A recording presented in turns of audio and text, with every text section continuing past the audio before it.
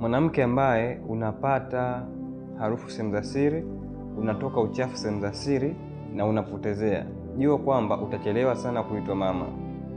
Sawa? Au utahangaika sana kutafuta ujauzito. Sawa? Au utabeba ujauzito lakini utaharibika. Mwanamke ambaye unatoka uchafu sehemu za siri, unapotezea, unapata uchafu sehemu za siri na unapotezea, jua kwamba utachelewa sana kuitwa mama, kwa sababu unapotoka uchafu sehemu za siri, sawa, au harufu mbaya sehemu za siri, itasababisha unapokutana mwenza wako hizi mbegu za mwanaume zichelewe kufikia yai.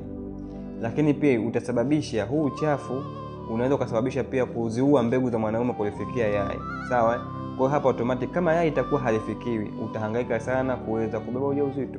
Kama mwanamke anapitia situation hii, tafuta tiba kuweza kutatua changamoto hiyo. Lakini zaidi kwa ushauri na matibabu zaidi unaweza kuwasiliana nami ili kuweza kutatua changamoto hiyo. Kumbuka kwamba afya ni mtaji na bila afya bora huwezi kufanya chochote. Hakikisha video unaishare ili usinufaike peke yako na wenzio pia wanufaike.